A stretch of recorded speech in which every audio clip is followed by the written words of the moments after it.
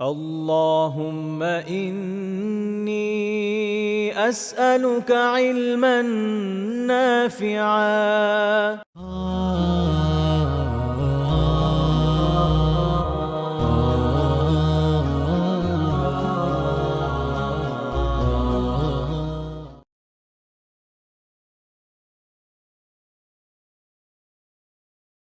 আলহামদুলিল্লাহ ওয়াসসালাতু ওয়াসসালামু আলা রাসূলিল্লাহ মা বা'দ। আলহামদুলিল্লাহ আজকে আমরা দেখতে, দেখতে আমাদের দার্সের অনেকতম পর্বে এসেছি প্রায় না? ২৯ সম্ভবত আজকে।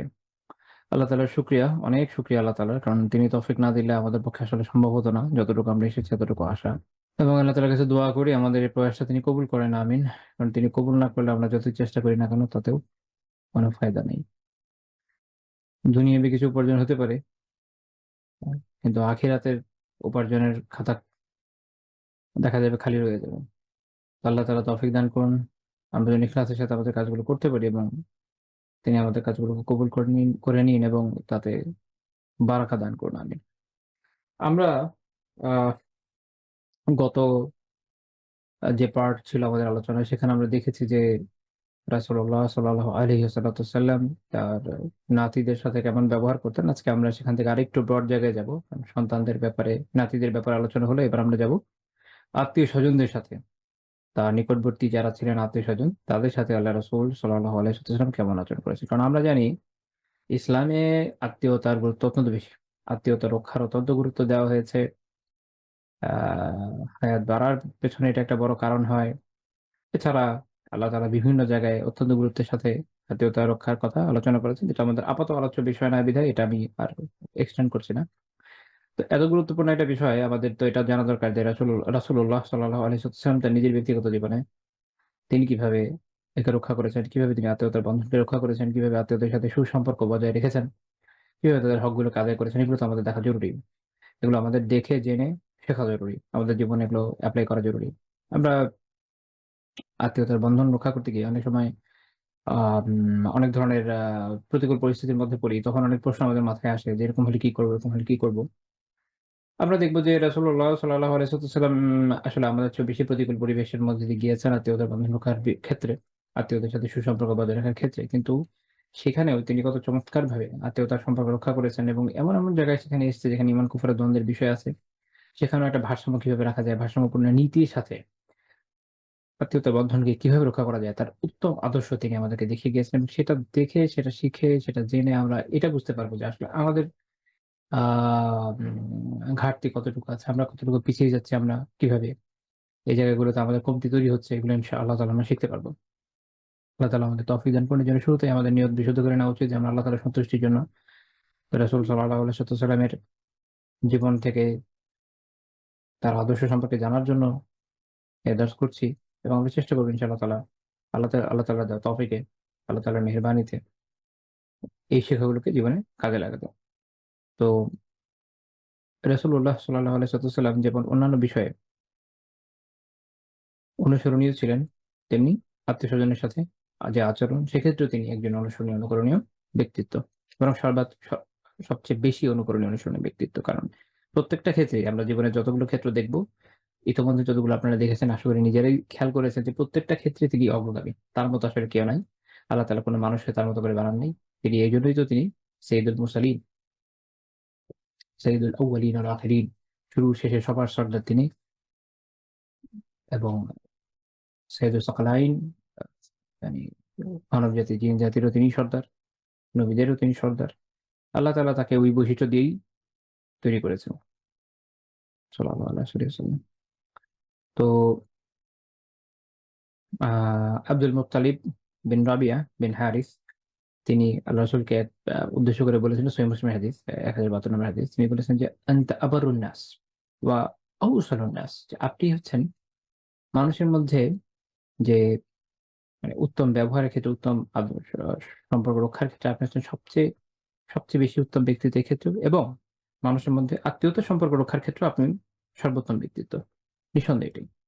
রাসূলুল্লাহ সাল্লাল্লাহু আলাইহি ওয়াসাল্লাম আত্মীয়তা রক্ষার ক্ষেত্রেও সবচেয়ে উত্তম ব্যক্তিত্ব ছিলেন। তার থেকে বেশি আসলে কেউ সম্পর্ক রক্ষাকারী ছিলেন না। তো আমরা সবার আগে যেটা আজকে জানার চেষ্টা করব সেটা হচ্ছে তার যে চাচারা, ফুপুরা ছিলেন, তার আম চাচাতো ফুফাতো ভাই যারা ছিলেন ওনাদের ব্যাপারে আমি একটু জানার চেষ্টা করব ইনশাআল্লাহ তাআলা। এটাও আমাদের একটা খুব গুরুত্বপূর্ণ শিক্ষার বিষয়। ইবনুল কাইয়্যিম রাহিমাহুল্লাহ তাআলা জাদুল মাআদে উল্লেখ করেছেন রাসূলুল্লাহ সাল্লাল্লাহু আলাইহি ওয়াসাল্লামের যে চাচারা ছিলেন তাদের ব্যাপারে আলোচনা করতে গিয়ে তিনি বলেছেন যে এই চাচাদের মধ্যে কারা, কারা ছিলেন? এর মধ্যে ছিলেন আসাদুল্লাহ বা আল্লাহ তাআলার সিংহ ও আসাদু রাসূলিহ এবং তার রাসূলের সিংহ সৈয়দুশ শুহাদা শহীদদের সর্দার হামজা আ ইবনে আব্দুল মুত্তালিব, হামজা রাদিয়াল্লাহু তাআলা আনহু তাকে তো আমরা জানি। এরপরে ছিলেন আল আব্বাস রাদিয়াল্লাহু তাআলা ছিলেন আবু তালিব। আবু তালিবের মূল নাম আব্দু মানাফ। আবু তালিব মানে তালিবের বাবা। উনার মূল নাম হচ্ছে আব্দু মানাফ। এরপরে ছিল আবু লাহাব, তাকে তো আপনারা জানেনই, তার নামে একটা সূরাই আছে। তো তার মূল নাম আসলে আব্দুল উজ্জা। আবু লাহাব মানে লাহাবের বাবা। কিন্তু তার মূল নাম আব্দুল উজ্জা। এবং নামগুলো একটু জানা রাখা উচিত। কারণ অনেক সময় ঐতিহাসিক ব্যক্তিত্বের নাম যখন মানুষ ভুল জানে, প্রয়োজনের সময় তখন অনেক সময় বিভিন্ন সিচুয়েশনে কোনো সমাধান বের করার ক্ষেত্রে বা কোনো প্রশ্ন উত্তর বোঝার ক্ষেত্রে অনেক সময় ভুল হয়ে যায়। আচ্ছা, তারপরে আরেকজন হচ্ছেন জুবাইর, তারপরে হচ্ছে আব্দুল কাবাহ, তারপরে মুকাউবিম, দিরার, কুসাম, তারপর ছিলেন আল মুগীরা, তারপর ছিলেন গায়দাক। এই হচ্ছে ওনার চাচাদের নাম। আচ্ছা, ইনার মূল নাম বলা হয় যে মুসআব। এখন এই চাচাদের ভেতরে ইবনুল কাইয়্যিম রাহিমাহুল্লাহ বলছেন যে আহসানু আমামিহি আল হারিস।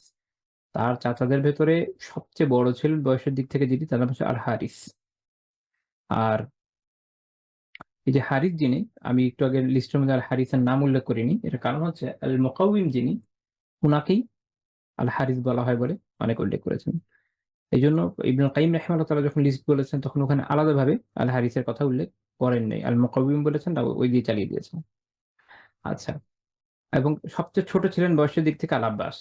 সবচেয়ে ছোট ছিলেন আব্বাস রাদিয়াল্লাহু তাআলা। রাসূলুল্লাহ সাল্লাল্লাহু আলাইহি ওয়াসাল্লামের চাচাদের মধ্যে তার জীবদ্দশায় জীবিত ছিলেন কয়জন? তার জীবদ্দশায় জীবিত ছিলেন ৪ জন। আবু তালিব, আবু লাহাব, আল আব্বাস, হামজা। আপনারা হয়তো জানেন যে হামজা রাদিয়াল্লাহু তাআলা আনহু কিন্তু আল্লাহ রাসূল সাল্লাল্লাহু আলাইহি ওয়াসাল্লামের দুধ ভাইও।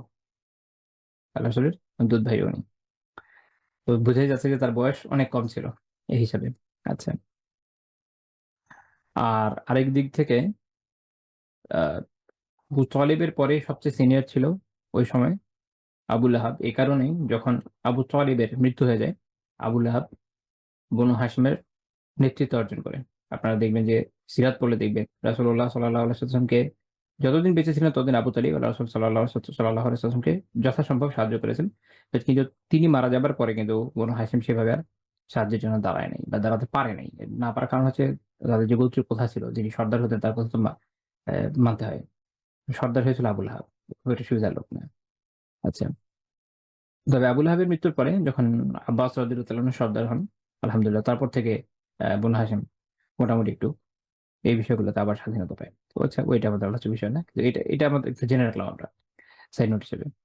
আচ্ছা, এই ৪ চাচার মধ্যে ইসলাম গ্রহণ করেছেন শুধু ২ জন, হামজা এবং আব্বাস। ইবনে হাজার রাহিমাহুল্লাহ তাআলা, আচ্ছা এখানে একটা খুব গুরুত্বপূর্ণ বিষয় যে এই ২ জন কিন্তু সবচেয়ে জুনিয়র মোস্ট। উনারা ইসলাম কবুল করেছেন। ইবনে হাজার রাহিমাহুল্লাহ তাআলা এখানে একটা গুরুত্বপূর্ণ টিকা দিয়েছেন। এখানে একটা নুকতা বের করেছেন, একটা শিক্ষার বিষয় বের করেছেন। উনি একটা মজার কথা বলেছেন। উনি বলছেন যে রাসূলুল্লাহ সাল্লাল্লাহু আলাইহি ওয়াসাল্লামের চাচাদের মধ্যে তো ৪ জন জীবিত ছিল। কিন্তু ইসলাম গ্রহণ পেয়েছেন ২ জন। তো উনি বলছেন যেখানে উনার হিসেব ভাষা হচ্ছে এরকম যে ওয়াকানা ইসমু মান লাম ইউসলিম ইউনাফি আসামিয়াল মুসলিমিন। যে ২ জন ইসলাম কবুল করেন নাই তাদের নামগুলোই এরকম যেগুলো ইসলামের জন্য যেন ইসলামকে নেগেটিভ করে। কিরকম নাম? আপনারা দেখেন আবু তালিবের নাম কি? আব্দু মানাফ, মানাফের বান্দা। আচ্ছা। আর আবু লাহাবের নাম আব্দুল উজ্জা, উজ্জার বান্দা। মানে ওই হচ্ছে দেব-দেবীদের বান্দা হিসেবে তাদের নামই ছিল। বিখিলাফি মান আসলামা ওয়া হুম হামজা ওয়াল আব্বাস। যারা ইসলাম কবুল করেছে তাদের বিপরীতে এটা ভিন্ন ধরনের নাম, তাই না? গ্রহণ করেছেন হামজা রাদিয়াল্লাহু তাআলা, আব্বাস রাদিয়াল্লাহু তাআলা। তারা এরকম না যে অমুকের বান্দা এরকম নাম ছিল না। হামজা শব্দের মানে হচ্ছে আসাদ, সিংহ। এরপর আমরা আসি তার ফুফুদের ব্যাপারে। তার ফুফু ছিলেন ৬ জন। ইবনুল কাইয়্যিম রাহিমাহুল্লাহ তাআলা যাদের মাদ উল্লেখ করেছেন। এর মধ্যে ছিলেন সফিয়া রাদিয়াল্লাহু তাআলা, যিনি হচ্ছে জুবাইর বিন আল আওয়াম রাদিয়াল্লাহু তাআলা আনহুর মা। তারপর ছিলেন আতিকা, বাররা, আরওয়া, উমাইমা, আরেকজন ছিলেন উম্মু হাকিম আল বাইদা। এদের মধ্যে সফিয়া রাদিয়াল্লাহু তাআলা আনহা উনি ইসলাম গ্রহণ করেছেন। আর ইবনুল কাইয়িম রাহিমাহুল্লাহ বলছেন যে আতিকা এবং আরওয়া উনাদের ইসলাম কবুল নিয়ে ইখতিলাফ আছে, আলেমরা এই বিষয়ে ইখতিলাফ করেছেন, তারা নিঃসন্দেহ নয় যে তারা ইসলাম কবুল করেছিলেন কিনা। কেউ আরওয়া উনার ইসলাম গ্রহণের কথা উল্লেখ করেছিলেন, আল্লাহু আ'লাম। আচ্ছা, এরপরে আমরা একটু দেখি যে উনার যে চাচাতো ভাইরা ছিলেন, উনার অনেকজন চাচাতো ভাই ছিলেন, 25 জন চাচাতো ভাই ছিলেন, 25 জন যাদের কথা পাওয়া যায়। এদের ভিতরে সবাই ইসলাম, আলহামদুলিল্লাহ সবাই ইসলাম কবুল করেছেন, 2 জন ছাড়া। 2 জন করেননি। একজন হচ্ছে তালিব বিন আবি তালিব, অর্থাৎ আবু তালিবের নাম, যেই তালিবের নাম অনুযায়ী হয়েছে, যে তালিবের বাবা এই জন্য আবু তালিব, সে তালিব ইসলাম কবুল করেননি। আরেকটা হচ্ছে উতাইবা বিন আবি লাহাব, হচ্ছে আবু লাহাবের এক ছেলে ছিল উতাইবা, সে কবুল করেনি। তো আল্লাহ রাসূলের খুব প্রসিদ্ধ চাচাতো ভাইদের মধ্যে কারা, কারা আছেন একটু নামগুলো আমরা শুনে রাখি।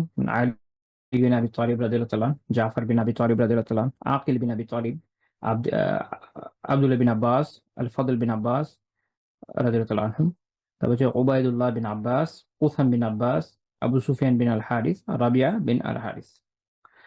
এরপরে আমরা যদি দেখি যে তার চাচাতো বোন, এর মধ্যে ছিলেন উম্মু হানি বিনতে আবি তালিব, আবু তালিবের মেয়ে ছিলেন উম্মু হানি, তিনি।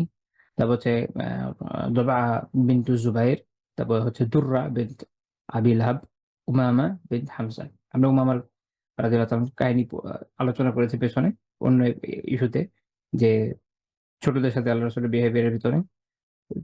আ আচ্ছা, এরপরে আসেন তার যে ফুপুরা ছিলেন, তাদের যে সন্তান, তাদের ছেলেরা, ইনাদের পরিমাণও অনেক ছিল। এদের ভেতরে ছেলে এবং মেয়ে যদি আমরা হিসাব করি, 11 জন ছিল ছেলে এবং 3 জন ছিল মেয়ে। অর্থাৎ ফুপুদের দিক থেকে তার ভাই এবং বোনদের পরিমাণ এরকম 11 জন ছেলে, 1 জন পুরুষ এবং 3 জন নারী। এর মধ্যে উল্লেখযোগ্য যারা, যেমন হচ্ছে আমির বিন বাইদা, আব্দুল্লাহ বিন একজন হচ্ছে আব্দুল্লাহ, একজন হচ্ছে জুহাইর। আব্দুল্লাহ এবং জুহাইর দুজনে আতিকার সন্তান ছিলেন। আব্দুল্লাহ বিন জাহাশ, ওবাইদুল্লাহ বিন জাহাশ, আর জুবাইর বিন আল আওয়াম, যায়নাব বিন জাহাশ, তারপর হচ্ছে হামনা বিন জাহাশ। এনারা প্রত্যেকেই ইসলাম কবুল করেছিলেন, প্রত্যেকে ইসলামের উপর ছিলেন, কিন্তু ব্যতিক্রম ছিলেন একজন, তিনি হচ্ছেন ওবাইদুল্লাহ বিন জাহাশ। তিনি ইথিওপিয়াতে হিজরত করেছিলেন। ইথিওপিয়াতে হিজরত করার পরে ওখানে আলিয়াউযুবিল্লাহ উনি খ্রিস্টান হয়ে যান এবং সেখানে খ্রিস্টান থাকা অবস্থায় মারা যান। তো এটা আমাদের জীবনে একটা খুব গুরুত্বপূর্ণ শিক্ষার উপকরণ, যে হিদায়াত তো আল্লাহ তাআলার হাতে, এবং দ্বীনের উপর কায়েম দায়েম থাকাটা একটা খুব কঠিন কাজ।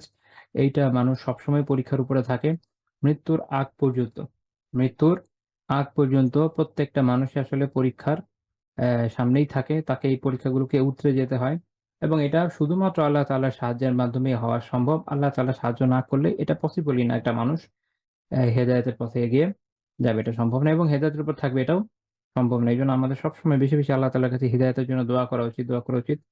আপনারা জানেন দোয়াগুলো, আশা করি আপনাদের মুখস্থ আছে। যেমন আ একটা দোয়া, যেমন আ ইয়া মুসাব্বিতাল কুলুব সাব্বিত কলবি আলা তাআতিকা ওয়া আলা দীনিক, হে ওই সত্তা যিনি মানুষকে, যিনি অন্তরসমূহকে সুদৃঢ় রাখেন, আপনি আমার অন্তরকে আপনার আনুগত্য এবং দ্বীনের উপর সুদৃঢ় রাখুন। এরকম অন্যান্য যে দোয়াগুলো আছে এই সমার্থের, বিভিন্ন জায়গাতে আলাদা, আলাদা অনেকগুলো ভার্সন পাওয়া যায় এই দোয়াটার। এগুলো যেকোনো একটা সবসময় করা উচিত, বা প্রত্যেকটাই মুখস্থ থাকলে আলহামদুলিল্লাহ খুবই ভালো। বারবার পড়া উচিত, করা উচিত, এবং এটার মাধ্যমে আল্লাহ তাআলার কাছে বারবার দোয়া করা উচিত যে, আল্লাহ আপনি আমাদেরকে হেদায়েত থেকে গুমরাহির দিকে নিয়েন না, আপনি হেদায়েত বঞ্চিত করেন না, হেদায়েতের উপর রাখেন। আমিন। কারণ দেখেন যে অন্যর এরকম কয়েকজনের বর্ণনা পাওয়া যায় যারা রাসূলুল্লাহ সাল্লাল্লাহু আলাইহি ওয়াসাল্লামের হাতে ইসলাম তো কবুল করেছেন, কিন্তু পরবর্তী সময়ে যখন রিদ্দার ফিতনা হয়, তারা লিয়াউযুবিল্লাহ ইসলাম থেকে বের হয়ে যান। এরকম ঘটনা আছে। আবার কারো এরকম আছে যে আল্লাহ রাসূলের জীবদ্দশায় ইসলাম থেকে বের হয়ে গেছে এবং যাওয়ার পরে আবার ইসলামে প্রবেশ করেছেন। এরকম আছে। আ কিন্তু একদম খুব, খুব নিকটবর্তী লোকদের মধ্যে কিন্তু আমরা একজনের আলোচনা মাত্র করলাম, ওবাইদুল্লাহ বিন জাহাশ। উনি দেখেন তার আত্মীয়ের ভিতরেই ছিলেন, তার ভাইদের মধ্যে পড়েন। তো এরপরে আবার রাসূলুল্লাহ সাল্লাল্লাহু আলাইহি ওয়াসাল্লামের সান্নিধ্যও পেয়েছেন। যদি ইসলামের উপরে থাকতেন আজকে সাহাবা হিসেবে স্বীকৃত হতেন। তো দেখেন যে এত সুযোগ, এত সুবিধা থাকার পরও একজন মানুষ কিন্তু দিন থেকে বের হয়ে গেল। বের হয়ে গেল একটা বিষয় তো এরকম আ আল্লাহু আ'লাম যে মানুষ আসলে দিন থেকে বিচ্যুত হয়তো অনেক কারণে। সব তো আর আমি বলতে পারব না বা আমি জানিও হয়তো না। কিন্তু আমরা কিছু বিষয় কিন্তু খেয়াল রাখতে পারি। কিছু শিক্ষার বিষয় আছে আমাদের এই জায়গায়। এক হচ্ছে যে দেখেন আম মানুষ যখন আ খুবই নেগেটিভ পরিবেশের সামনে পড়ে, ওইটা কখনো মানুষকে খুব অল্টার করে দেয়, খুব চেঞ্জ করে দেয়। এইজন্য যেমন শেখ উসাইমিন রাহিমাহুল্লাহ তাআলা রিয়াদুস সালেহিনের ব্যাখ্যায় শারহ রিয়াদুস সালেহিন উনি একটা সুন্দর কথা বলেছেন। কি বলেছেন? কেউ যদি আ এমন কোন দেশে যেতে চায়, যেটা দারুল কুফর। দারুল কুফর এবং দারুল ইসলাম যেটা শরীয় পরিভাষা। দারুল ইসলাম মানে এমন দেশ যেটা ইসলামী আইন দ্বারা শাসিত। তাই সেখানে মুসলিমদের সংখ্যা বেশি হোক বা কম, বেশি হোক বা কম। যেমন ধরেন একটা উদাহরণ দিই কমের। আপনারা জানেন যে ভারতীয় উপমহাদেশে মুসলমান অনেক অল্প ছিল। যখন তারা শাসন করেছে তখন তো খুব বেশি ছিল না। আগে কমই তো ছিল। সেটা তুর্কিরা হোক, মুঘলরা হোক যে করুক। কিন্তু আইন ছিল ইসলামী। এইজন্য এগুলো দারুল ইসলাম ছিল।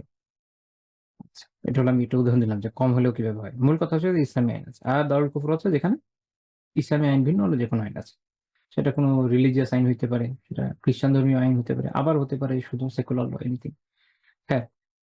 তো এমন কোন দেশে যখন একজন মানুষ দারুল ইসলাম থেকে যাবে, তো সে যে যাবে যদি যায় কোন কাজে, তার যাওয়ার যে বড় শর্তগুলো আছে এর পেছনে ক্রিয়াশীল একটা বড় শর্ত হচ্ছে এটা যে তার নিজের দ্বীন ঈমানকে হেফাজত করার মতো প্রয়োজনীয় ইলম তার থাকা লাগবে। কি থাকা লাগবে? প্রয়োজনীয় ইলম তার থাকা লাগবে। ওই ইলম ছাড়া যাওয়াটা তার জন্য বৈধ হবে না। আশা করি আপনাদের বুঝাতে পেরেছি। কারণ মানুষের দ্বীন ঈমান রক্ষা করা আবশ্যক। এটা খুব সহজ কথা বুঝেন। কেউ পানিতে ঝাঁপ দিবে, কেউ নদীতে ঝাঁপ দিবে। এই নদীতে ঝাঁপ দেওয়ার জন্য আমরা জানি আত্মহত্যা করা কবিরা গুনাহ। নদীতে ঝাঁপ দেওয়ার জন্য তার প্রধান শর্ত হচ্ছে তার সাঁতার জানা লাগবে। না জেনে যদি ঝাঁপ দেয় তো সে কবিরা গুনাহগার হবে আত্মহত্যা করার কারণে। কিন্তু যদি জেনে ঝাঁপ দেয় তাহলে বৈধ। সে সাঁতার কাটবে, সমস্যা নেই। অর্থাৎ এই জায়গাটা হচ্ছে আপনার জীবন নিরাপত্তা, আপনার জীবনের নিরাপত্তা হুমকির মুখে। তাহলে ভাবেন ইমানের নিরাপত্তা যেসব জায়গায় হুমকির মুখে সেখানে আপনার কিভাবে যাওয়া উচিত। তো ইমানের নিরাপত্তা এসব জায়গাগুলোতে হুমকির মুখে পড়ে। শুধু এখানে না যেখানেই হোক। তো সেখানে যখন ব্যক্তি প্রবেশ করে তার জন্য আবশ্যক হচ্ছে সে ওই জন্য প্রয়োজনীয় জ্ঞানকে অর্জন করে যাবে। তো মানুষ যখন এমন জায়গাগুলোতে যায় যেখানে তার প্রয়োজনীয় জ্ঞান থাকে না নিজেকে সাপোর্ট দেওয়ার মতো, দেখা যাচ্ছে যে আল্লাহর বান্দা আ পাক নাপাকের মাসালাই ঠিকমতো জানে না, সলাতের মাসালা ঠিকমতো জানে না, ইমান কুফরের মাসালা তো আরো অনেক দূরের বিষয়গুলো কিছুই জানে না। তো এরকম দেশগুলোতে চলে যায় ওইসব জায়গাতে যাওয়ার পরে নিজের অজান্তে কাফের হয়ে যায়। নিজের অজান্তে। নিজের অজান্তে কেন কাফের হয়ে যাচ্ছে? জানেই না যে কোন টাকা কুফরি আছে। এখন ওরা এসে যেকোনো কুফরি মতবাদ তাকে ধরায় দিচ্ছে, সে অ্যাকসেপ্ট করে বসে আছে। তো এইভাবে মানুষ ইসলাম থেকে বের হয়ে যায়। বিভিন্ন কুফরের মধ্যে পড়ে, বিভিন্ন কবিরা গুনার মধ্যে লিপ্ত হয়। কারণ এই বিষয়ে তার কোনো ধারণা নেই। তো মানুষ যখন এরকম পরিবেশে যায় এবং ওইটাকে টাকাল দেওয়ার মতো তার নলেজের অভাব থাকে, তো তখন মানুষ কিন্তু এরকম গুনাহের মধ্যে পড়ে। আ দিন থেকে বের হয়ে যায়। এটা খেয়াল রাখা জরুরি। এটা এর সাথে ওই আরেকটা বিষয়ও জরুরি। এটাও বোঝাও দরকার যে অনেক সময় যেটা হয় যে আ কাফেরদের সাথে বেশি মিশলে মানুষের এই সমস্যা হয়ে যায়। মানুষ যখন আসলে মানুষ তো তার বন্ধুর এবং তার যারা সহযাত্রী তাদের সাথে যখন চলাচল করে তাদের চিন্তা চেতনা বিভিন্ন কিছু দ্বারা প্রভাবিত হয়। এখন আম কেউ দেখা গেল যে খুব নেককারদের সাথে চলছে, তখন সে তাদের সাথে প্রভাবিত হবে। এজন্য আল্লাহ তাআলা বলেছেন না কুনু মা'আস সাদিকিন। সাদিকিন যারা নেককাররা যারা সত্যবাদী যারা তাদের সাহচর্য অবলম্বন করো। এটার বেনিফিট কোথায়? এটার বেনিফিট হচ্ছে যে যখন কেউ এটা করবে তার মধ্যে প্রভাব পড়বে। সে কিছু হলেও শিখবে। একটা সময় আল্লাহ তাআলা তৌফিক দিলে সে নিজেও নেককার হয়ে উঠবে ইনশাআল্লাহ তাআলা। কিন্তু কেউ যখন ফাসিকিনদের সাথে চলে, ফাজিরিনদের সাথে চলে, কুফফারদের সাথে চলে, মুশরিকিনদের সাথে চলে তার কি হবে? তাদের দিকে নিবে। আপনি যদি অনলাইনে থাকেন, obviously আছেন যেহেতু ভিডিও দেখছেন আমার। তো YouTube এ আপনি বা Facebook এ তো আসলে আমি একটু রেস্ট্রিক্টেডলি ইউজ করি যেন ভিডিও-টিডিও একটু কম আসে। বাট এই Twitter এবং এখনকার X যেটা, ওখানে আমি বিভিন্ন আম মানে গুরুত্বপূর্ণ কিছু জায়গা ফলো-টলো দিয়ে রেখেছি যাতে নিউজ গুলো পাই। তো এগুলোতে আপনি যদি ইন্ডিয়ান মুসলিমদের অবস্থাগুলো দেখেন অনেক ক্ষেত্রে খারাপ লাগবে যে তারা অনেক বেশি মুশরিকিনদের চিন্তা চেতনা দ্বারা প্রভাবিত। যারা মুশরিকিনদের দ্বারা প্রভাবিত না, তারা সেকুলারদের দ্বারা প্রভাবিত। না মানে বিষয়টা এরকম হয়ে গেছে যে ভাই হয় তুমি এই ডাস্টবিনে পড়ো না ওই ডাস্টবিনে পড়ো না। মাঝখানে তুমি পরিষ্কার নদীতে তো যাবা না।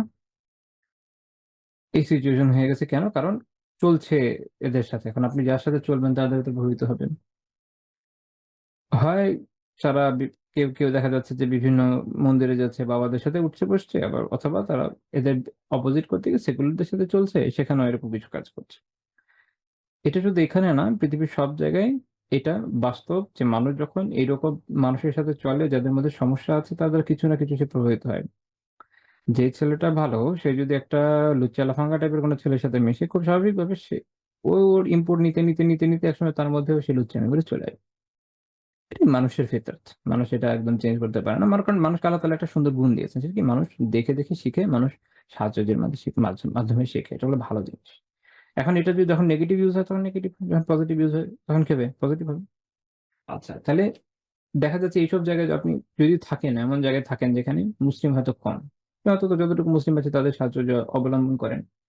যেই সময়টা আপনি কাজ করছেন হয়তো হতে পারে যে আপনার আশেপাশে অনেক বেশি এরকম মানুষজন আছে যারা মুসলিম না বা নামমাত্র মুসলিম। ইভেন আমাদের দেশের ক্ষেত্রেও একই কথা। আপনার ওয়ার্ক স্ফিয়ার এর মধ্যে যদি এমন হয় প্র্যাকটিসিং মানুষ খুবই কম, খুবই রেয়ার, আপনার তাহলে স্পিরিচুয়াল একটা বড় ঘাটতি তো অবভিয়াসলি এই জায়গায় থাকছে।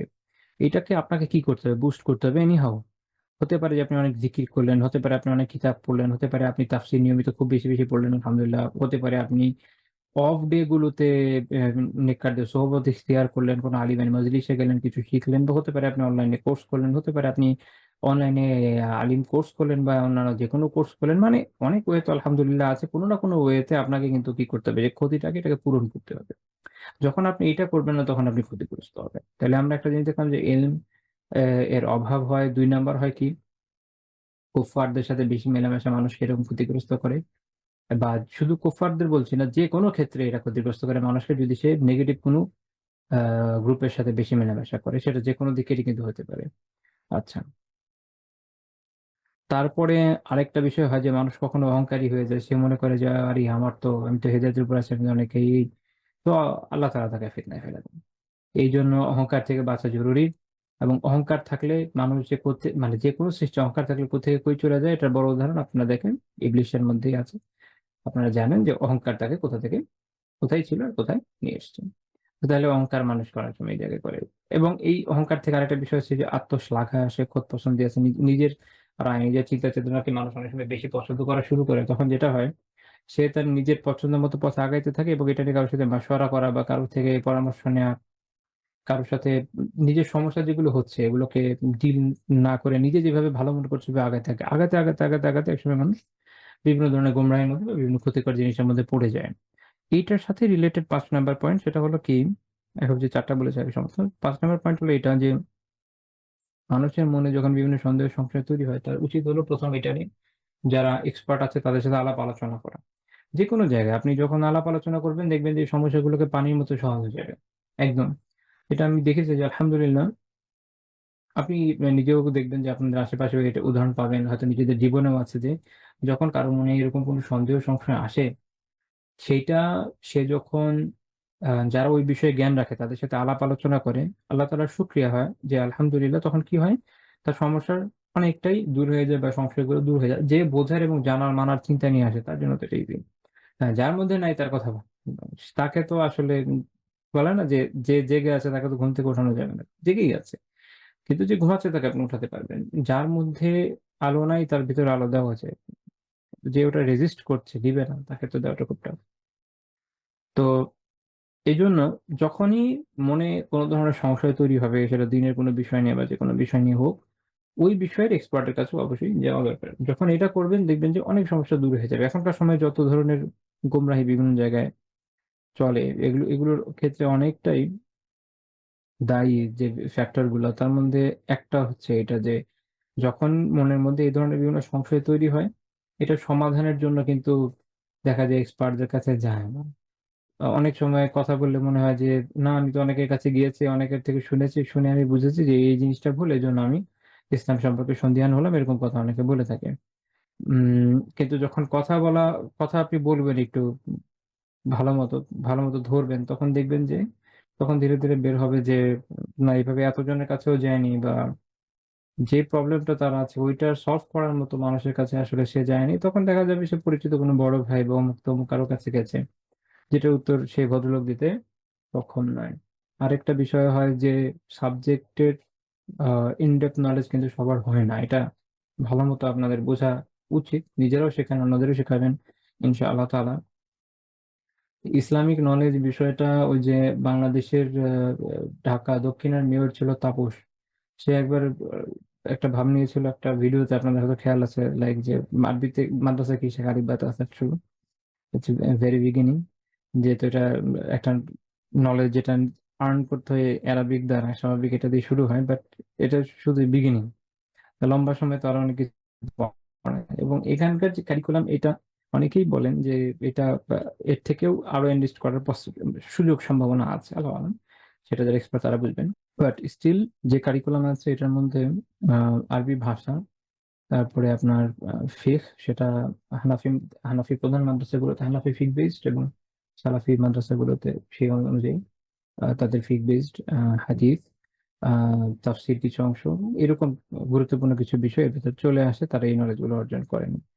যখন এটা তাদের আলহামদুলিল্লাহ অর্জিত হয়ে যায়, এরপরে তারা কিন্তু আরো ইনডেপথ নলেজের দিকে আগান, তাখাসুস করেন, স্পেশালাইজেশনের চেষ্টা করেন, এবং এটা অনেক ব্রড একটা জায়গা। একটা বিষয় আপনাদের বলে রাখি যে আসলে ইসলামী নলেজের ভিতরে অনেকগুলো শাখা আছে। আমার খুব একটা ইন্টারেস্টিং শাখার নাম হচ্ছে তাহকিকুত তুরাস। আমাদের যে প্রাচীন পান্ডুলিপি গুলো আছে, যেগুলোকে সম্পাদনা করে আলোর মুখ দেখানো, বই আকারে নিয়ে আসা, এটা ইটসেলফ একটা সাবজেক্ট। ইভেন একটা সাবজেক্ট খুব বিস্ময়কর লাগতে পারে আপনাদের, যে কোরআনের যে হরফ, এটার গণনা পদ্ধতি নিয়ে একটা আলাদা সাবজেক্ট আছে। এরকম অনেক অনেক সাবজেক্ট আছে যেগুলো ইসলামের এক একটা পার্টকে রক্ষণাবেক্ষণ করে। আলাদাভাবে দেখলে অনেক সময় মনে হবে যে এটার কি দরকার, কিন্তু যখন কেউ মানে সমস্যায় পড়ে তখন টের পায় যে ওটার কি দরকার। দেখা যায় ওটার এক্সপার্ট তাকে ওই বিষয়ে খুব ভালো হেল্প করতে পারে। হ্যাঁ, মূল পয়েন্টটা মাথায় রাখেন, এটা যেখানে অনেকগুলো নলেজ আছে, এবং আপনার যে প্রশ্ন, আপনার যে সমস্যা, সেটা ওই নলেজের যিনি এক্সপার্ট তিনি দিতে পারবেন।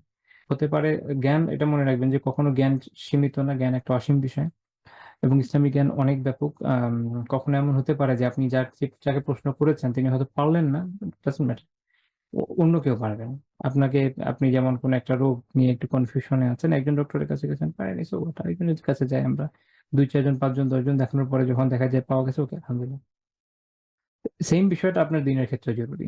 আপনি মনে রাখবেন দিন হক, হয়তো যার কাছে গেছে তার কাছে এটা রিসোর্স নেই, হয়তো তিনি আপনাকে বুঝিয়ে বলতে পারছেন না, হয়তো তার কাছে ওই ওই স্পেসিফিক টপিকটা নিয়ে আগে পড়েন নাই, বা আগে আপনার এই প্রশ্নটা আসে নাই। আপনি খেয়াল করে দেখবেন যে একজন আলিমের কাছে যখন প্রশ্ন আসে, 100টা প্রশ্ন আসে, হয়তো 70 80টা উনি উত্তর দিয়ে দিচ্ছেন, আমাদের পড়া থাকে, বাট 10টা 20টা এমন কোয়েশ্চেন থাকবে যেগুলো একটু রেয়ার, বা কখনই উনি পড়েন নাই। ভেরি ভেরি ন্যাচারাল, কারণ ওই যে বলেছি যে নলেজ অনেক ব্যাপক, পড়ে একটা মানুষ না এক জীবনে শেষ করতে পারে না সবকিছু।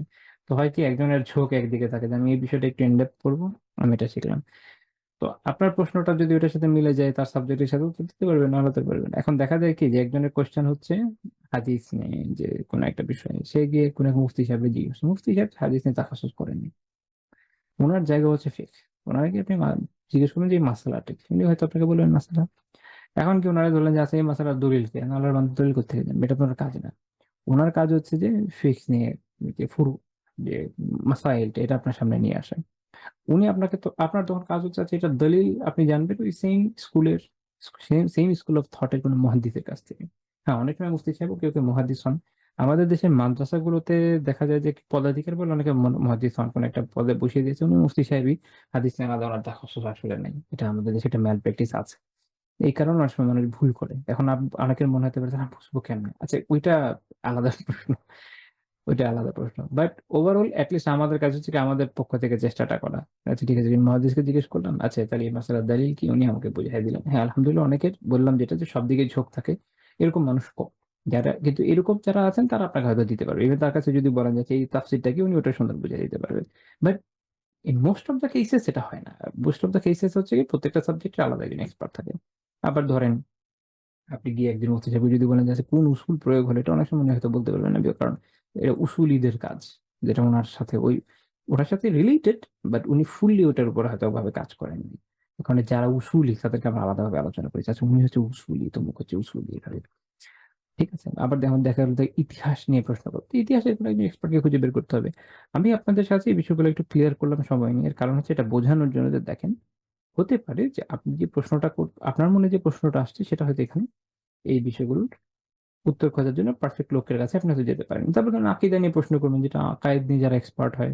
আজ আলহামদুলিল্লাহ এখন বাংলাদেশে অনেক লোক আছেন যারা আরব থেকে আকীদার উপরে কেউ পিএইচডি করেছেন, কেউ অনার্স করেছেন, মাস্টার্স করেছেন, আলহামদুলিল্লাহ।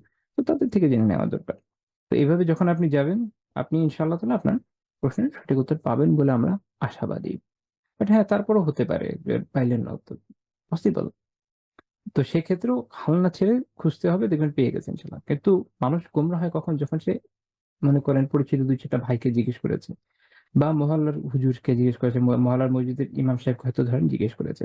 আমি মাঝে মাঝে দুষ্টামি করে আমার ছাত্রদের বলি যে মহল্লার ইমাম সাহেবকে বেতন দেন কত? ফর এক্সাম্পল, আমি একটা বলি। কথার কথা, ইমাম সাহেব বেতন পায় ১০,০০০ টাকা, কথার কথা। তো সেই বেচারা বাড়ি-টাড়ি নিয়ে থাকে। এখন আপনি তার কাছ থেকে চাচ্ছেন যে প্রো ম্যাক্স টাইপের সার্ভিস। মাশাআল্লাহ, খুব ভালো। খুবই ভালো। এখন আপনি তাকে এমন একটা প্রশ্ন করলেন যেটার জন্য কথার কথা, জাস্ট আমি এক্সাম্পল দিচ্ছি। একটা বই তার পড়া দরকার, যার হচ্ছে সিয়ার আলামিন নুবালা। এখন এই বইয়ের মার্কেট প্রাইস হচ্ছে 20,০০০ টাকা। এই হলো কোত্থেকে বলবেন? এরকম জাস্ট আমি একটা উদাহরণ দিলাম। এইজন্য দেখা যায় যে উনারা ওইভাবে যুগের সাথে হয়তো তাল মিলাতে ব্যর্থ হচ্ছেন। এটা স্বাভাবিক। এটা হয়ে ওঠে না। এইজন্য যে আমি উৎসাহ দেই যে যাদের সামর্থ্য আছে আর্থিক এবং অন্যান্য দিকে, তাদের উচিত আ তাদের পরিচিত আলিম তালেব ইলমদের সাথে ভালো রিলেশন রাখে তাদেরকে সাপোর্ট করা, ফিনান্সিয়াল সাপোর্ট, অন্যান্য সাপোর্ট দেওয়া। কারণ এই টাস্কের একটা ডিস্ট্রিবিউশন দরকার। সবাই এক কাজ করলে হবে না। একজন যদি নলেজের পিছনে সময় দেয়, আরেকজনকে সময় দিতে হবে। আরেকজনকে এই শ্রমটা দিতে হবে যেন যে বেচারা সময় দিচ্ছে সে তার কাজটা এগিয়ে নিতে পারে। সে যদি উপার্জন নিয়ে দৌড়ায়, স্বাভাবিক এটা পারবে না। আমি আমার পরিচিত অনেকজনকে চিনি যারা একসময় ভেবেছেন যে তারা ইলমি কাজ করবেন, যেহেতু টাকা পয়সা হচ্ছে না পড়াশোনা এসবের জন্য। দেখেন, একটা ভালো বইয়ের একটা সংগ্রহশালা যদি রাখতে চান, আপনার কিন্তু বড় বাড়ি লাগবে। আল্লাহ তালা আমাকে আলহামদুলিল্লাহ প্রয়োজনীয় অনেক কিতাব দিয়েছেন, আপনার শুক্রিয়া। আমার আমার অবস্থা হচ্ছে এরকম যে বাসায় মানে রাখবো, যে আমার কিন্তু বাসায় আর জায়গা হচ্ছে না। ঠিক আছে, এখন আমি কি আমার বইয়ের জন্য একটা আলাদা ফ্ল্যাট নিবো? এখন এটা তো সামর্থ্য গুলাবে না। তো এখন পয়েন্টটা বুঝেন। সেটা হচ্ছে আমি খুব প্র্যাকটিক্যাল কিছু ইস্যু নিয়ে আলোচনা করছি। একটু মনোযোগ দিতে হবে। মনে হবে যে আমি আউট অফ দ্য বক্স আলোচনা করছি না। এটা প্রয়োজনীয় ইস্যু হিসেবে আলোচনা করছি। তো এখন দেখা যাবে যে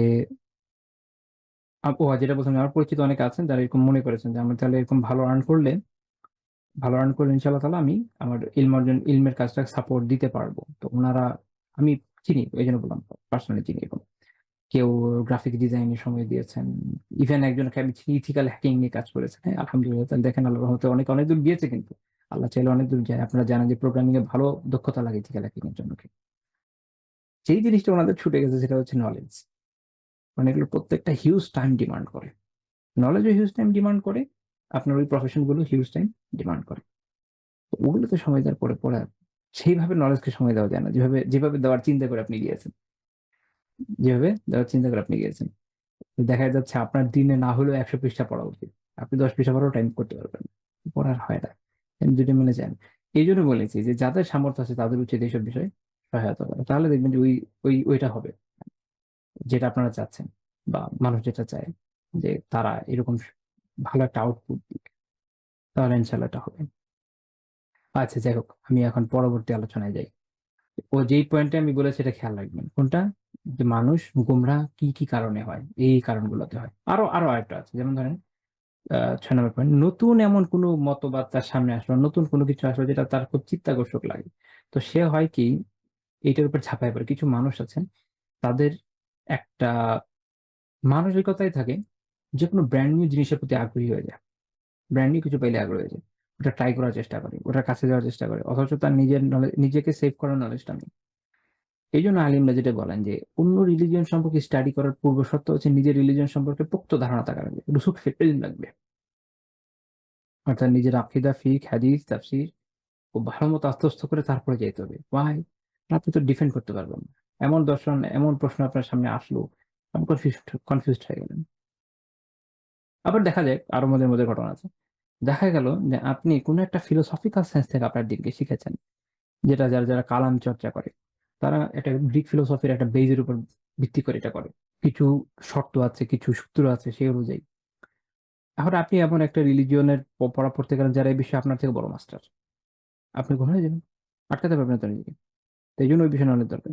তো এই ফ্যাক্টরের অনেকগুলো আপনি আমাদের এই আলোচ্য ব্যক্তি সম্পর্কে পাবেন। তার যখন আপনি ওই তার ঘটনাটা যদি আপনারা পড়েন ইনশাআল্লাহ তাআলা, দেখবেন যে এই বিষয়গুলো ওখানে আছে। তিনি ক্রিশ্চিয়ানিটিকে সামনে থেকে দেখলেন, আকর্ষণীয় বোধ করলেন, তাদের জীবনের যে স্বাধীনতা এগুলো তাকে আকর্ষণ করলো। অ্যাজ এ রেজাল্ট দেখা গেল ধীরে ধীরে ইসলাম থেকে বের হয়ে গেল। আলিয়াউযুবিল্লাহ। ঠিক আছে। তারপরে আমরা এখন আমাদের পয়েন্টে আলোচনা শুরু করে, যে রাসূলুল্লাহ সাল্লাল্লাহু আলাইহি ওয়াসাল্লাম তার আত্মীয়দের সাথে কিরকম ব্যবহার করেছে। প্রথম পয়েন্ট হচ্ছে এখানে যে তিনি তার তিনি আত্মীয় স্বজন এবং পরিজনের সাথে উত্তম ব্যবহারের ওসিয়ত করতেন। তিনি তার নিজের যারা আত্মীয় স্বজন, তার যে আহলে বাইত, এর ব্যাপারে উত্তম ব্যবহারের ওসিয়ত করে গেছেন। সাইদ বিন আরকাম রাদিয়াল্লাহু তাআলা আনহু বলেছেন যে একদিন রাসূলুল্লাহ সাল্লাল্লাহু আলাইহি ওয়াসাল্লাম আমাদের কাছে দাঁড়ালেন। খুম বলে একটা জায়গা আছে, সেটা যেটা মক্কা এবং মদিনার মাঝখানে। সেখানে দাঁড়িয়ে প্রথমে আল্লাহ তাআলার হামদ করলেন, তারপর তারা সানা পাঠ করলেন, তারপর তাদেরকে ওয়াজ করলেন, তাদেরকে আল্লাহ তাআলাকে স্মরণ করে দেন, তারপর বললেন কি আম্মা বাদু, তারপর আলা আইয়ুহান নাস ফাইন্নামা আনা বাশার, হে মানুষ, হে লোকেরা শোনো, আমি তো একজন মানুষ মাত্র। এখানে আকীদার পাঠ। রাসূলুল্লাহ সাল্লাল্লাহু আলাইহি ওয়াসাল্লাম কি ছিলেন? মানুষ ছিলেন। আমি একটা কথা বলি, খুব সিম্পলি এটা বুঝে যান।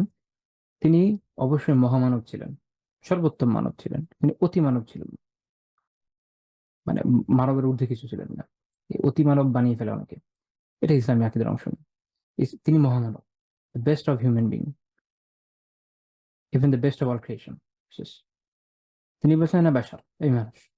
ইউ, এটা কেন বলেছেন এর পরের কথা হচ্ছে, এর কারণ আসছে যে ইউ শিকু আইয়াতিয়া রাসূলু রাব্বি ফাউজিব, হয়তো শীঘ্রই অচিরেই আমার কাছে আমার রবের পক্ষ থেকে একজন মেসেঞ্জার, বাহক, বার্তাবাহক আসবে, অর্থাৎ মালাকুল মউত আসবে, এবং আমি তাকে জবাব দিব, অর্থাৎ তার আহ্বানে সাড়া দিব, অর্থাৎ বোঝাচ্ছেন যে আমি হয়তো শীঘ্রই মারা যাব।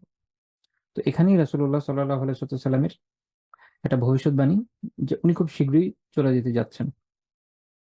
তারপর উনি সতর্ক করে বললেন যে ওয়া আনা তারিকুন ফিকুম সাকালাইন, আমি তোমাদের মাঝখানে দুটি ভারী বস্তু রেখে যাচ্ছি। সাকালাইন কেন বললেন এটা? মুল্লা আলী কারি রহমাতুল্লাহ ব্যাখ্যা করছে, অর্থাৎ এর মানে হচ্ছে আল আমরাইনিল আজিমাইন, দুটো বিশাল বিষয় তোমাদের সামনে ছেড়ে যাচ্ছে।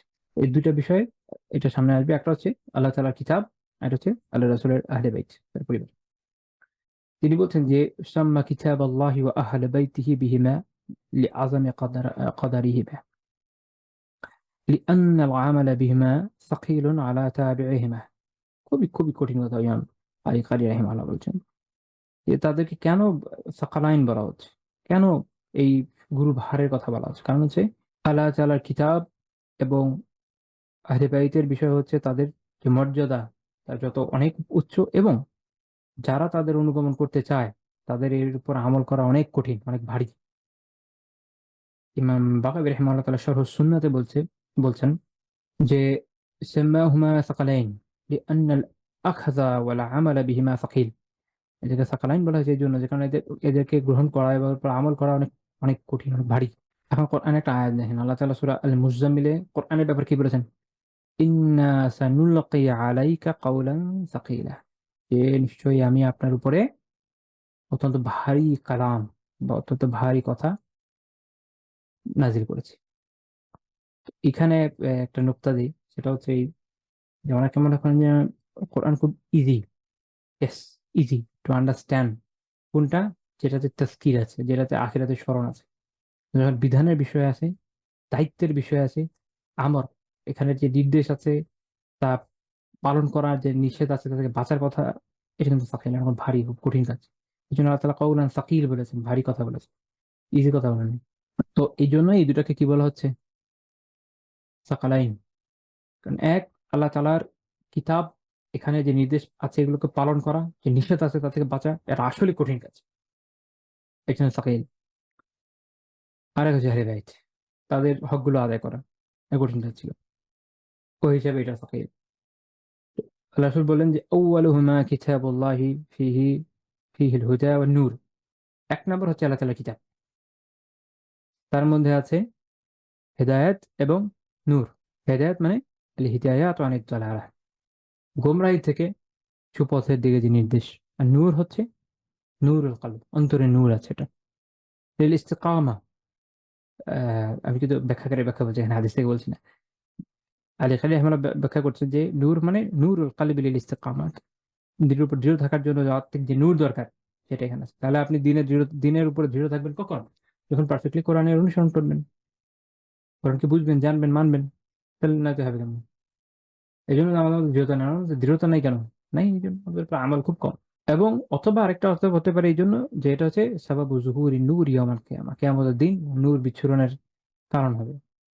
আচ্ছা, তো আল্লাহ রাসূল এরপর বলেন যে ফাখুযু কিতাবিল্লাহ ওয়াস্তামসিকু বিহ, কাজে তোমরা কোরআনকে ধারণ করো এবং একে আঁকড়ে ধরো, এর উপর দৃঢ় থাকো। অর্থাৎ একে গ্রহণ করো, একে হেফাজত করো, এর ইলম অন্বেষণ করো, ইলম অর্জন করো। এবং ওয়াস্তামসিকু বিহ অর্থাৎ তামাসসাকু বিহি ইতিকাদান ওয়া আমালা, ইলম এবং এই আকীদার ব্যাপারে, আমলের ক্ষেত্রে, আকীদার ক্ষেত্রে একে, এর উপর একে দৃঢ়ভাবে ধারণ করো। এবং এর ভিতর কি তাহলে একটা চিন্তা আসতে পারে, তাহলে হাদিস কি বাইরে যাচ্ছে না? হাদিসের ভিতরেই আছে। কারণ আল্লাহ তাআলা কোরআনে বলেছেন ওয়া মা আতাকুমুর রাসূলু ফাখুযুহু ওয়া মা নাহাকুম আনহু ফান্তাহু, যে রাসূল তোমাদের কাছে যা নিয়ে এসেছেন তা গ্রহণ করে এবং যা থেকে না করেছেন তা থেকে দূরে থাকো। এখন রাসূল যা নিয়ে এসেছেন এটাকে যদি কেউ কোরআনও ধরে কথার কথা, যদি হাদিস বলতে নারাজ হয়, কিন্তু নাহাকুম আনহু যখন বলছেন যে তিনি যা থেকে না করছেন, দেখে তো যা নিয়ে এসেছেন তা না করার কথা বলছেন, এটা বলছে ও ওয়া মা নাহাকুম আনহু, তিনি যা থেকে তোমাদের না করছেন। তো সেটাতে লিখে দিন, সেটা কোথায় পাবে? সেটা হাদিস। তার মানে এইটা প্রথম অংশকে ব্যাখ্যা করছে, কারণ এখানে ওয়াও আতফ, আতফে ওয়াও এখানে আতফ বোঝায়। আর দুটো আমার একটা আলোচনা যে তার মানে এখান থেকে দুইটা দুইটা কোরিলেটেড। সহজ কথায় তিনি যা নিয়ে এসেছেন সেই দিন, তার ভিতরে কোরআন আছে, হাদিস আছে, এবং সেটা সেটা যা করতে বলে করো, তা গ্রহণ করো তোমরা, এবং তা থেকে যা থেকে নিষেধ করছো তা থেকে বিরত হবে। শেষ। আমরা আল্লাহ তাআলা বলেছেন ওয়া ইউতি'আর রাসূল ফাকাদ আতা আল্লাহ, সূরা আন-নিসায় বলেছেন। আগেটা ছিল সূরা হাশর আয়াত। সূরা নিসায় কি বলছেন? যে রাসূলের অনুসরণ করে সে আল্লাহ তাআলার অনুসরণ করে। তো আল্লাহ, যে রাসূলের আনুগত্য করে সে আল্লাহ তাআলার আনুগত্য করে। তো রাসূলের আনুগত্য করতে গেলে তার আদেশ নিষেধ মানতে হয়েছে, তখনও মানতে হয়েছে, এখনো মানতে হবে। ওর ভিতরে হাদিস চলে আসছে। তো এই জন্য এটা ওর ভিতরে চলে যাচ্ছে, যে যখন কেউ কোরআনকে ধারণ করছে, কোরআনের নির্দেশনাকে মেনে নিচ্ছে, বলছে যে রাসূল যা বলছে গ্রহণ করো, তার ভিতরে এই ব্যাপক কথার ভিতরে কি চলে আসবে? হাদিস চলে আসবে। এই জন্য এই এক কথায় চলে আসে। অন্যান্য কিছু কিছু বর্ণনায় সরাসরি হাদিসের কথা আছেই। এরপরে এটুকু বলে রাসূলুল্লাহ সাল্লাল্লাহু আলাইহি ওয়াসাল্লাম আল্লাহ তাআলার কিতাব অনুসরণের ব্যাপারে অনেক উৎসাহ দিয়েছেন।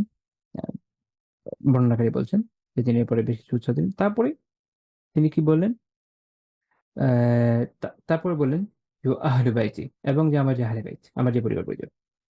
উযাক্কিরুকুমুল্লাহা ফি আহলি বাইতি, উযাক্কিরুকুমুল্লাহা ফি আহলি বাইতি, উযাক্কিরুকুমুল্লাহা ফি আহলি বাইতি, তিনবার বলেন যে আমি আমার আহলে বাইতের বিষয়ে তোমাদেরকে আল্লাহ তাআলার কথা স্মরণ করে দিচ্ছি। অর্থাৎ এর মানে হচ্ছে যে আমি তোমাদেরকে আল্লাহ তাআলার ব্যাপারে সতর্ক করে দিচ্ছি যে আমার আহলে বাইতের অধিকার রক্ষা করার ক্ষেত্রে, তাদের সাথে সুসম্পর্ক রাখার ক্ষেত্রে তোমরা আল্লাহকে ভয় করো। এটা হলো মূল কথা, তিনবার বলেছেন তিনি। ইমাম তিবরি রাহিমাহুল্লাহ তাআলা ব্যাখ্যায় বলছেন অর্থাৎ উহাযযিরুকুমুল্লাহ ফি শা'নি আহলি বাইতি ওয়া আকুলু লাকুম ইত্তাকুল্লাহ ওয়া লা তু'যুহুম ওয়াহফাযুহুম।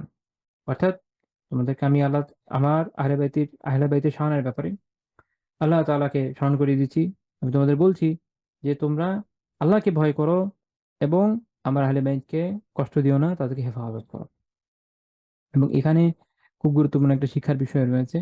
শেখ উসাইমিন রাহিমাহুল্লাহ তাআলা শারহ রিয়াদুস সালেহিনে বলছেন যে এর মানে হচ্ছে যে তাদের আহলে বাইতের যে হুকুক, তাদের হক সমূহ জানো, তাদের প্রতি জুলুম করো না, তাদের ব্যাপারে সীমা লঙ্ঘন করো না। এবং এটা উনি বলছেন কি হিসেবে? তাকিদ দিয়ে, জোর দিয়ে। তো শেখ হোসেন রাহিমাহুল্লাহ বলছেন যে কেননা প্রত্যেক মানুষের উপরে, প্রত্যেক মুমিনের উপরে তার ভাইয়ের ব্যাপারে হক রয়েছে, প্রত্যেকের আছে। অন্যদের ব্যাপারে যদি হক থাকে তাহলে সেটা সীমা লঙ্ঘন করা যায় না। সেটা করলে বা তার উপর জুলুম করলে এটা গুনার বিষয়। তাহলে রাসূলুল্লাহ সাল্লাল্লাহু আলাইহি ওয়াসাল্লামের আহলে বাইতের ব্যাপার যখন আসবে তখন সেটা কি হবে?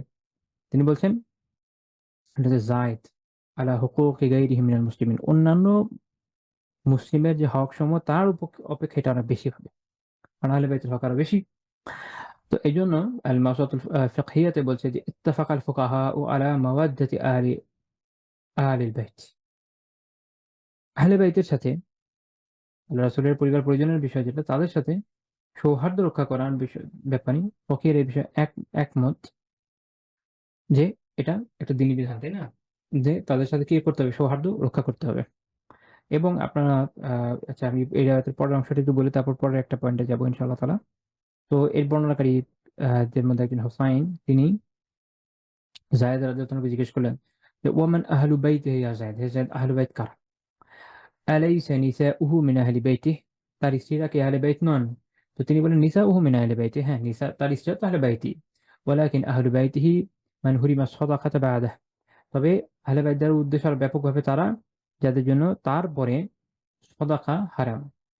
সদাকা মানে এখানে হচ্ছে ফরজ সদাকা অর্থাৎ যাকাত, যাকাত হারাম। ক্বালা ওয়া মান হুম, তো তিনি জিজ্ঞেস করেন যে এরা কারা? তো তিনি বলেন যে তিনি ব্যাখ্যা করেছেন যায়েদের জন্য। এটা ফিকহের একটা বিশাল মাসালা চলে আসছে যে কাদের জন্য যাকাত হারাম। যেরকম আল আলী, আলী রাদিয়াল্লাহু আনহুর পরিবার, ওয়া আল আকিল, আকিল রাদিয়াল্লাহু আনহুর পরিবার, ওয়া আল জাফর, জাফর রাদিয়াল্লাহু আনহুর পরিবার, ওয়া আল আব্বাস, আব্বাস রাদিয়াল্লাহু আনহুর পরিবার। তো রাবী জিজ্ঞেস করেন যে কুল্লু হাউলাই হুরিমা সাদাকা, এদের প্রত্যেকের জন্যই যাকাত হারাম? তিনি বলেন না, হ্যাঁ। এটা সহিহ মুসলিমের 2408 নম্বর হাদিস। তো তাহলে বুঝা গেল যে তাদের জন্য তো যাকাত হারাম। এখন যদি নফল হয়, যেটা আমরা বলি সাদাকাতুত তাতাওউ, নফল সাদাকা, তাহলে আকসারু আহলিল ইলম, অধিকাংশ আহলে ইলমের মত এবং চার ইমামের মত, চার মাযহাবের মত এটাই যে নফল সাদাকা জায়েজ। নফল সাদাকায় কোনো সমস্যা নেই। যেমন আছে দুরুল মুখতার, রদ্দুল মুখতার, হানাফি ফিকহের কিতাব, মালিকিদের আত্তাজ ওয়াল ইকলিল, মুগনিল মুহতাজ শাফিঈদের এবং কাশফুল কানা হাম্বলীদের। সে মাসালা এভাবে আসছে। এখন ইমাম নাওয়াবী রাহিমাহুল্লাহ তাআলা তার মাজমুতে বলছেন যে ইউস্তাহাব্বু আন ইয়াসুমা বিল মাদিনা ওয়া মা আমকানাহু, যদি সম্ভব হয় মদিনাতে সিয়াম পালন করাটা মুস্তাহাব। এইজন্য যে যারা রমাদান কাটানোর জন্য যান, খরচ বেশি হয় কিন্তু মুস্তাহাব হয়। ওয়া ইয়াতাসাদ্দাক আলা জিরানি রাসূলিল্লাহি সাল্লাল্লাহু আলাইহি ওয়াসাল্লাম ওয়া হুমুল মুকিমুনা বিল মাদিনা মিন আহলিহা। রাসূলুল্লাহ সাল্লাল্লাহু আলাইহি ওয়াসাল্লাম যার প্রতিবেশী যারা তারা কারা? তার পরিবারের মধ্যে যারা মদিনায় মুকিম, অর্থাৎ আহলে বাইতের মধ্যে যারা তার পরিবার, অর্থাৎ এই বংশগুলো, এদের উত্তরসূরি যারা মদিনায় রয়ে গেছে, তাদেরকে নফল সাদাকা করা এটা মুস্তাহাব। কেন? এই হাদিসের জন্য এবং আরো দু একটা হাদিসের জন্য। এটা আছে আল মাজমু শারহুল মুহাদ্দাবে, ইমাম নাওয়াবী রাহিমাহুল্লাহ তাআলা বলছেন।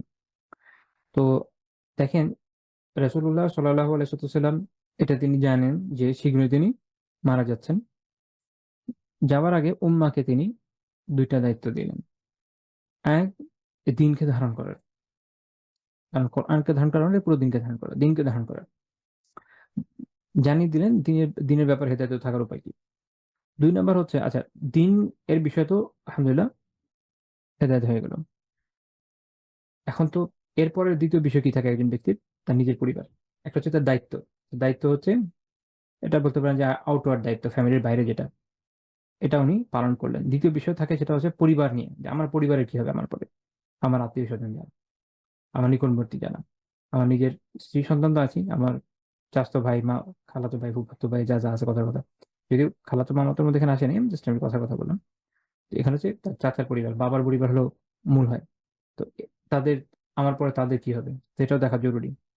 তো আল্লাহ রাসূল কি করলেন? তাদের ব্যাপারে ওসিয়ত করলেন টোটাল আহলে বাইত সম্পর্কে। তার পুরো আহলে বাইত সম্পর্কে ওসিয়ত করলেন যেন তাদের ব্যাপারে মানুষ উত্তমভাবে তাদের সাথে আচরণ করে। রাসূলুল্লাহ সাল্লাল্লাহু আলাইহি ওয়াসাল্লামের মৃত্যুর পরে তাদের সাথে যেন কোন ধরনের বাজে ব্যবহার করা না হয় বা তাদের হক সমূহকে যেন নষ্ট করা না হয়। এজন্য আপনারা দেখবেন যে ওমর রাদিয়াল্লাহু আনহু তাদেরকে যেমন অনেক ভালো অ্যামাউন্টের তাদের ভাতার ব্যবস্থা করেছেন এবং উপরাজের সময় রেজিস্টার প্রথা চালু হয়, আগে ইসলামে রেজিস্টার ছিল না, তখন প্রথম রেজিস্টার শুরু করা হয় যে কারা কারা ভাতা পাবে সরকারি। এদের মধ্যে শুরুতেই তিনি রেখেছেন আহলে বাইতের কথা। সাহাবীর এই বিষয়টা খুবই গুরুত্ব দিয়েছেন, আল্লাহ রাসূল ভাবে বলে গেছেন। আবু বকর রাদিয়াল্লাহু আনহু বলছেন যে উরকুবু মুহাম্মাদা সাল্লাল্লাহু আলাইহি ওয়াসাল্লাম ফি আহলি বাইতিহি। এটা সহিহ বুখারী রিওয়ায়াত 3713 নম্বর হাদিস। অর্থাৎ মুহাম্মদ সাল্লাল্লাহু আলাইহি ওয়াসাল্লাম যে আহলি বাইত, তাদেরকে তোমরা হেফাজত করো, তার জন্য আল্লাহ রাসূলের জন্য তাদের হেফাজত করো, এবং তাদেরকে তোমরা কষ্ট দিও না, এবং তাদেরকে কোনো ধরনের কোনো ক্ষতি করো না। কেন? কার জন্য? রাসূলুল্লাহর জন্য আসলে, তার দিকে তাকিয়ে। এই জন্যই তো তাদের এই মর্যাদা। কে বলছেন? আবু বকর রাদিয়াল্লাহু আনহু। সহিহ বুখারী 3711 নম্বর আয়াতে আলী রাদিয়াল্লাহু আনহুকে উদ্দেশ্য করে আবু বকর রাদিয়াল্লাহু আনহু বলছেন যে ওয়াল্লাযী নাফসি বিয়াদিহি, যার হাতে আমার প্রাণ তার কসম, লা খারাবাতু রাসূলিল্লাহি সাল্লাল্লাহু আলাইহি ওয়াসাল্লাম আহাব্বু ইলাইয়া আন আসিলা মিন খারাবাতি। আমি আমার আত্মীয়দের সাথে সম্পর্ক রাখ রাখবো বা সম্পর্ক বন্ধন রাখবো, এর থেকে আমার কাছে অনেক বেশি বেশি মহাব্বতের হচ্ছে আল্লাহ রাসূল সাল্লাল্লাহু আলাইহি ওয়াসাল্লামের আত্মীয়দের সাথে রিলেশন। আমার কাছে আমার নিজের চেয়ে আল্লাহ রাসূলের পরিবার আমার কাছে বেশি প্রিয়। তার আত্মীয়রা আমার জন্য বেশি প্রিয়। তাদের জন্য মুহাম্মদ আমার জন্য বেশি। এটা আল্লাহ রাসূলের ওসিলায়। অর্থাৎ তার জন্য, তার জন্য তার আত্মীয়দের এই মর্যাদা। এক তো হচ্ছে এটা আমরা এটা জানলাম যে হ্যাঁ, তার জন্য এই মর্যাদা আমরা আহলে বাইতের ক্ষেত্রে দেখছি, এবং আহলে বাইত একটা ব্যাপক টার্ম। আহলে বাইত মানে ৪ জন ৫ জনের কথা না। যাই হোক। আর আরেকটা বিষয় আমরা শিখছি, সেটা কি? যে আত্মীয়দের বিষয়টা কিভাবে দেখা উচিত। শুধুমাত্র আমরা না অনেক সংকীর্ণ হয়ে গেছি না এখন সব, ইল্লা মাশাআল্লাহ কয়েকজন ছাড়া অনেক সংকীর্ণ হয়ে গেছি। এই পর্যায়ে চলে এসেছি আমরা এখন, যে ধরেন নিজের একদম নিজের বাচ্চা-কাচ্চা ২-৪ জনের বাইরে তো আমাদের আর কোনো খবর নেই। নিজেদের ভাই-বোন এই সেই তাদেরকে আর কি হবে, আমাদের ওভাবে খেয়াল থাকে? তো এইখানে আমাদের শেখার বিষয় আছে। তো দেখেন যে রাসূলুল্লাহ সাল্লাল্লাহু আলাইহি ওয়াসাল্লাম কিন্তু তার পুরো পরিবার-পরিজনের ব্যাপারে পুরো মাকরুসিয়া করে গেলেন। এবং তিনি তো জানতেন obviously, যেহেতু তিনি তার নাতিদের শাহাদাতের ব্যাপারে সংবাদ আগেই দিয়ে গেছেন। তো স্বাভাবিকভাবে তিনি এটাও জানতেন যে তারপরে কি হতে যাচ্ছে। এবং আমরা জানি যে পরবর্তী সময়ে আসলে বেশ কিছু ফিতনায় উম্মার উপর দিয়ে গিয়েছে। এর মধ্যে অবশ্যই আহ হুসাইন রাদিয়াল্লাহু আনহুর শাহাদাতের মধ্যে রয়েছে, এবং ওনার শাহাদাতের সাথে উনি তো একা শাহাদাত বরণ করেননি, ওনার সাথে আহলে বাইতের আরো অনেকজন শাহাদাত বরণ করেছেন।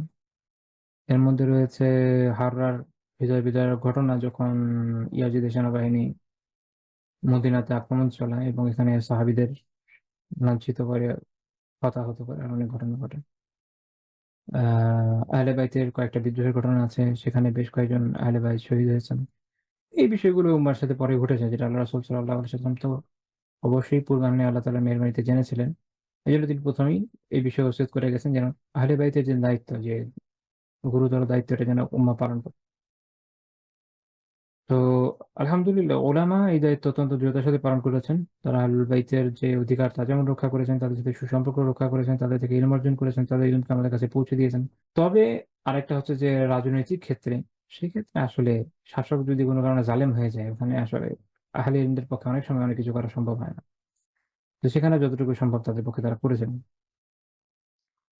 এই জন্য নফসে জাকিয়া রাহিমাহুল্লাহ তাআলা যখন শহীদ হন, আপনারা হয়তো জানেন যে ইমাম আবু হানিফা রাহিমাহুল্লাহ তাআলা তাকে বিভিন্ন ক্ষেত্রে সহায়তা করেছেন তার শাহাদাতের আগ পর্যন্ত। তো আলিমরা তাদের দায়িত্ব পালন করেছেন। যাদের শাসন ক্ষমতা ছিল তারা ব্যর্থ হয়েছে হয়তো। কিন্তু আমাদের এখান থেকে শিক্ষার উপকরণ হচ্ছে, আমাদের টেকটা হচ্ছে এখানে আত্মীয়তার ব্যাপারে যে একটু আমাদের ভালো মতো দেখা উচিত, তাদের হকগুলো আদায় করা উচিত আমাদের সামর্থ্য থাকলে, এবং এই যে পরবর্তীদের কাছে ওসিয়ত করে যাওয়া যে পরিবারের সাথে সুসম্পর্ক রক্ষা করো। আহ আমরা যখন অনেক বেশি সংকীর্ণ হয়ে যাচ্ছি, এখান থেকে একটু বের হওয়া লাগবে ধীরে ধীরে। আবার আহ নিজের আত্মীয় স্বজনদের সাথে যেন একটা রিলেশন তৈরি হয়, সন্তানদেরকেও এটা শেখানো দরকার। তাদেরকেও মারা যাওয়ার আগে উচিত করা দরকার, যেন তারা আত্মীয়দের সাথে রিলেশনটা রক্ষা করে। এটা হচ্ছে এখান থেকে আমাদের শেখার বিষয়। এরপরে আমার যে পয়েন্ট, ওটা অনেক লম্বা পয়েন্ট হওয়ার কথা। তো এটা আমি আর আজকে নিচ্ছি না, আল্লাহ তাআলা যদি তৌফিক দেন আগামী দিন থেকে ইনশাআল্লাহ এটা আলোচনা করবো। আজকে এই পর্যন্ত থাকছে। সুবহানাকাল্লাহুম্মা ওয়া বিহামদিকা লা ইলাহা ইল্লা আনতা আস্তাগফিরুকা ওয়া আতুবু ইলাইক।